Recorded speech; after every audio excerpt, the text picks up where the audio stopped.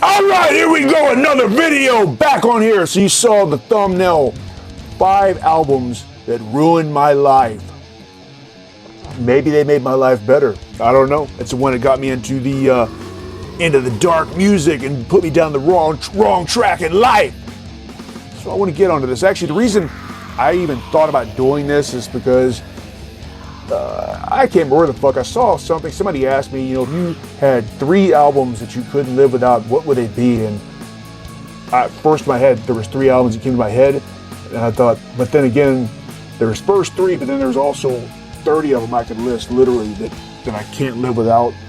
But I narrowed it down to 5, and these 5, I truly feel the styles of it and everything really reflect the kind of music I like and who I am, and also with the band Mordant Rhed as well. I feel like that all these albums I'm going to show definitely play a big part on the Mordant Rhed sound. Because how Mordant Rhed band works is the Sarazawa, the ugly one, the guitarist, he comes up with the majority of the riffs, writing the songs, but he likes all the same kind of shit too, and then he'll bring it to the studio, we'll start jamming it out, putting it together.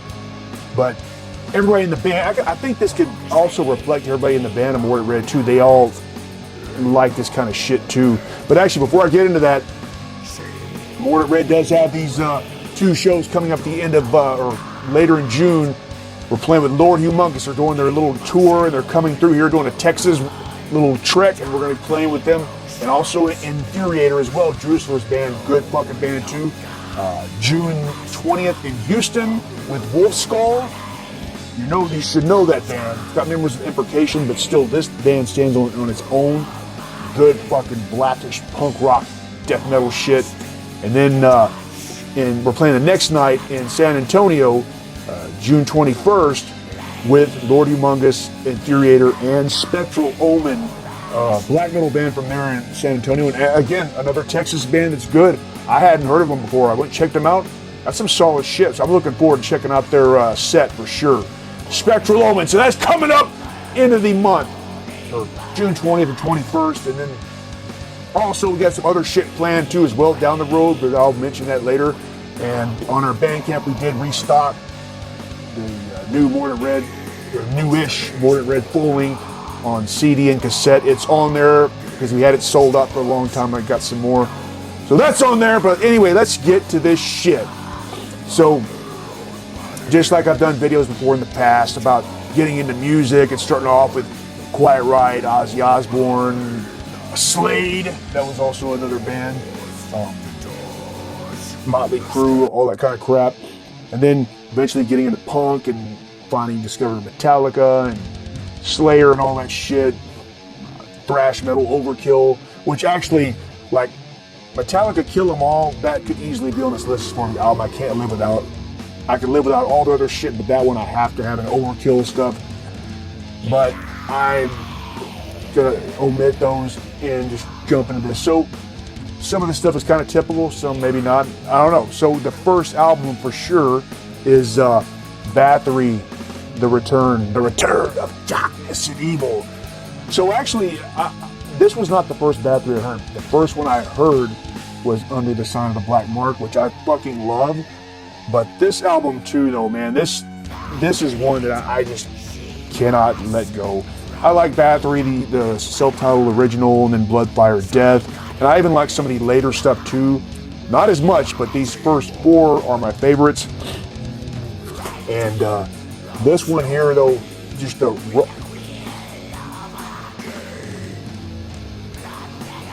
Fuck! God damn son of a fucking bitch! But this album here, you listen to it, there's a lot of imperfections here. If you put a metronome to this shit, it sure the fuck wouldn't line up, and it does not matter. This album truly has just a dark, evil aesthetic, and the cover is very simple, but I feel it's effective. And every time I'm out at night and I look up at the fucking moon, the clouds, I think about this this album every time. And I did a video a long ass time ago, I think it's one of the first videos I did on here. I talked about when I first heard Bathory and how I did it was from this other fucker that when we were teenagers, this older guy was always hanging around trying to act cool around the kids. kids, telling all these fucked up stories, and he dubbed me a copy of Under the Sun of the Black Mark. And then, again, like I told you, I just had a cassette. I didn't see the cover. All I heard was the music, and I even drew this bullshit cover for it.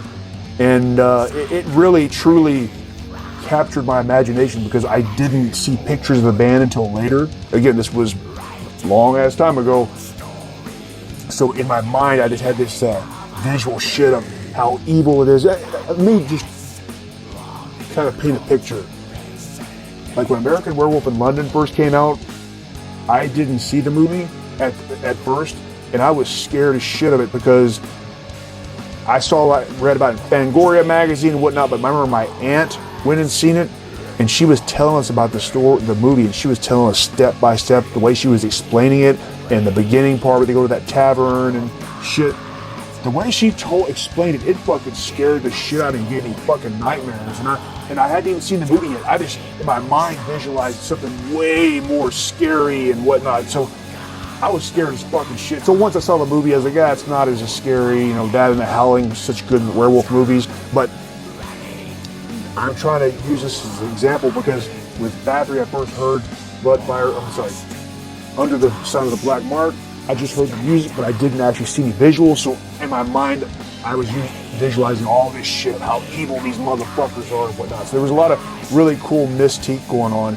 If this band was around now, coming out, well, let me take that back. If they had the internet back then, it would not have had the same just murky history where nobody knows about. It's kind of mysterious. So anyway, fucking Bathory, The Return of Darkness and Evil. I can't live without that shit. And it put me on the road of the darkness.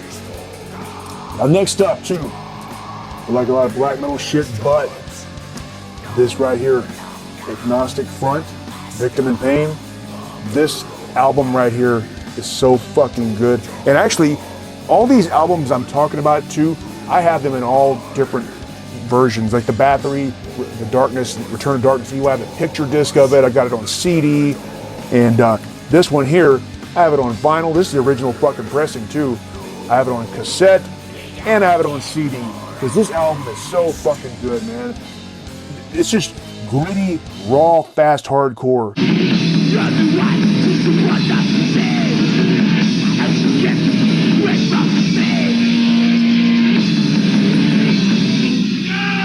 You know, again, with Agnostic Front, the first few albums, you know, this one, Victim in Pain, Liberty and Justice, and before that, I started Cause for Alarm, then Liberty and Justice, and then also their comeback album when Roger Merritt was in prison. They came back, the One Voice. I think those albums are all so good. And after that, it went to shit.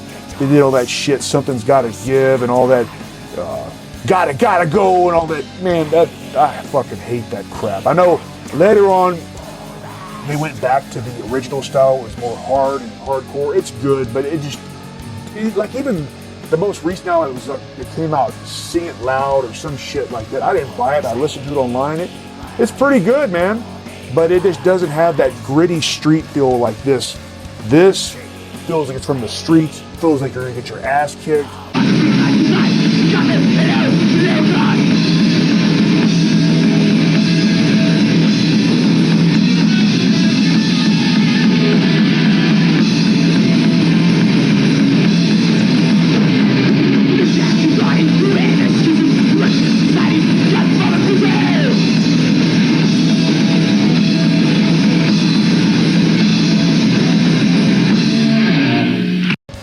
But now they do stuff all about, New York, and New York's my hometown. It's just, okay, yeah, you love New York, but to me, it's just boring. Those lyrics just are not dangerous compared to this. I mean, you look at this, the old pictures, this truly shows, you know, the gritty feel of early New York hardcore. And this is, when I think of punk rock and hardcore, this is the kind of shit I like where it's dangerous, and it's not like that anymore.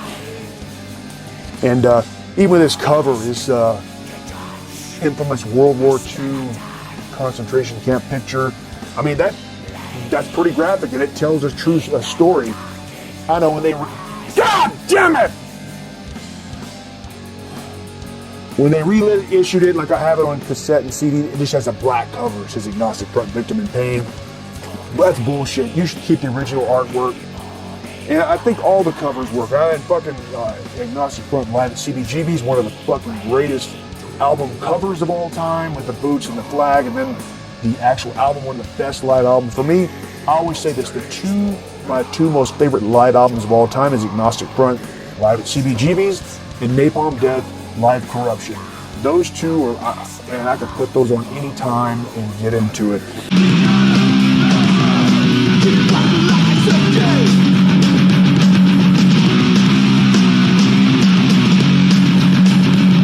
And I've seen Agnostic Front many, many times back in the old days, and then newer. You see them now, it's just kind of like, oh.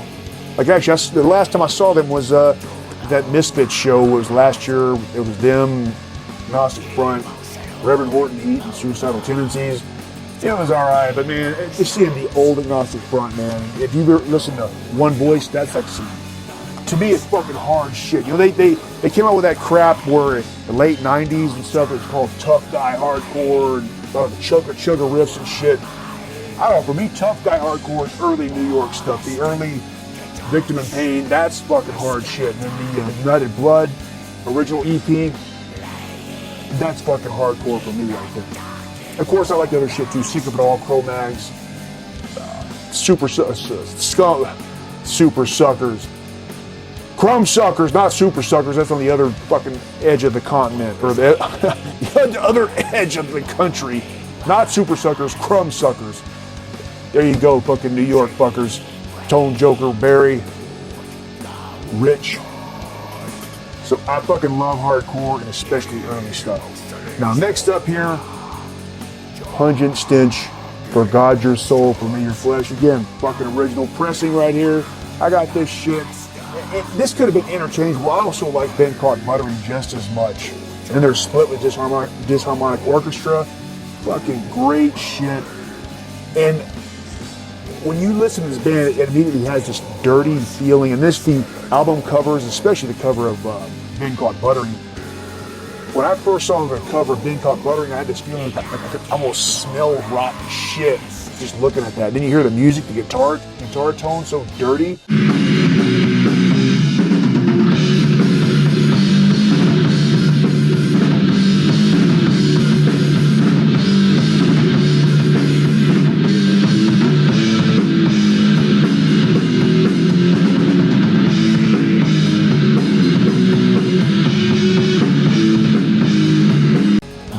These early stuff is so good. The other later Pungent Stench stuff is good too. The Amputee and other stuff, but it just doesn't have the same feeling to this. It's simple, basic, death metal-y kind of shit that's still got a punk rock sensibility to it. I cannot go on how Pungent Stench is so one of my favorite bands. Funny story too, not too long ago, I was listening to Pungent Stench. I just had it on the Apple streaming it. Yeah, I stream shit. I buy it, but I do stream shit too.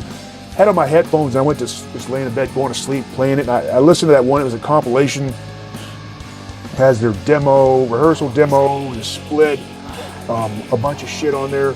So it's a bunch of different recordings. And usually the stuff that's streaming, they do a good job of where it's all, the levels are equal. But I don't know, I was listening to it and I just started passing out, fell asleep, and then, shit! And it went to the recording. I think it was the one they recorded on the boombox. It was way louder than everything else. It fucking scared the shit out of me. He's like, God damn it, fuck. So that woke my ass up. Kind of an unrelated story, but still. Pungent Stench. And even I know that Martin Trent, whatever the fuck his name is, still goes around and plays the songs. I don't give a fuck. If I ever have a chance to see him, I'm going to see him. Even if it's just one member. Well, actually, I take that back. That the bass player last I heard was the original bass player was playing with them. I just know that he doesn't get along with the drummer anymore, which is a shame, but I don't give a fuck. I'll still go see it.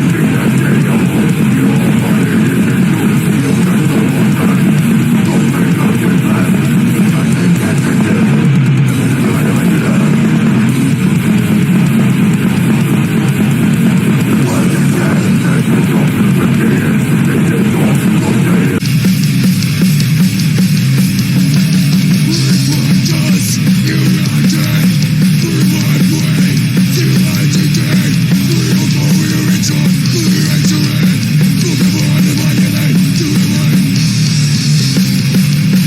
So next up again, GG Allin. Freaks.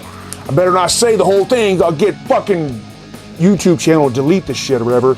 But this album here, this was the first GG Allin album I ever got. This right here is actually a reissue on vinyl. I bought the cassette back then, and I remember back then I'd always heard about GG Allin. You know, just people telling me about it, reading about it. I was like, I gotta get this shit. I remember I went to Sound Exchange, if anybody knows here, when it was back on, it was on Westheimer. You Houston motherfuckers know what I'm talking about. And I saw this, it was the cassette, and to me, I think this is one of the most iconic GG Allin photos of all time. A lot of good GG Allin cut pictures, but I think this one really is iconic. And maybe it's because I just saw this album too as a kid. I was like, I gotta get this. And actually, a year or so ago, I did a full GG Allin album, or GG Allin video, talking more about it, but I buy all that shit. I've seen him live too, luckily, and there was a lot of violence going on, and that show I went to is online somewhere. I think I showed some of it at the last video I did about Mr. Allin. But this is excellent stuff. And also too, this goes hand in hand with a lot of the way Mordant Rhed is. It's not totally like GG Allin, but there are some GG Allin inspired lyrics, like I killed 3 people with a crowbar. That's very GG inspired. But this is one album I really like. And I like the early stuff too. The GG and the Jabbers is more melodic than the GG Allin and the Murder Junkies and whatnot. GG Allin, the Holy Man, he's got all these bands and all this crazy shit he released. But this one here is just, I don't know, when I first got it and heard these fucked up lyrics, man, I was laughing my ass off. And I've been wanting to do a GG Allin cover like Dog Shit or something. Maybe one day we'll do that, but I don't know, just all this pure anti-social shit on here. Can't live without it. Now, lastly, this compilation here at Death's Door #1. There's part 2 as well, but this one here, and again, I have this on cassette and LP. I first bought this cassette back then, and some of the bands I'd heard of, but I gotta say, when I got this, it was the first time I heard Pestilence, first time I heard Deicide, Morgoth. Who the fuck else was on there? Sadist was the first time I heard them on there. I did know the Obituary and Sepultura before that, and Death. And Believer too. It's a Christian band, but they're still a fucking good band. Believer, Exhorder was the first time I heard them on here. So these were all bands that, as soon as I bought these compilation of bands I hadn't heard of, I went and bought all the albums from them. So this was a really big gateway to really get me into the early 90s death metal. I bought this, I guess it was new, it was 91 or 90 when I got this. But after this, I just went crazy. I gotta find all these bands and get into it. So before, at this point, I was listening to Sepultura, Death, and before that, Overkill, typical thrash shit, Metal Church, all that kind of shit, and then the punk rock stuff, Motley Crue, and before that. But then this was a turning point, and I really got into it, and Creator and all that shit as well. But this, so impactful. And again, I got the cassette and that. And I did another video a while, this was 2 years ago or something. I did a video about the most influential death metal compilations, and this one was definitely on there. So I thought this was a fun thing. I'm gonna go back and listen to all these albums, put them on the fucking turntable, because I just love these albums so much. And again, I buy records. You look, those records tell a lot about the band Mordant Rhed. I really, truly do. I don't know, what the fuck you think? Is there any 5 albums that fucking ruined your life or you just can't live without? Let me know. I'm always curious, because I like to talk to people and they always say different stuff, shit about music and whatnot. So that's it for now.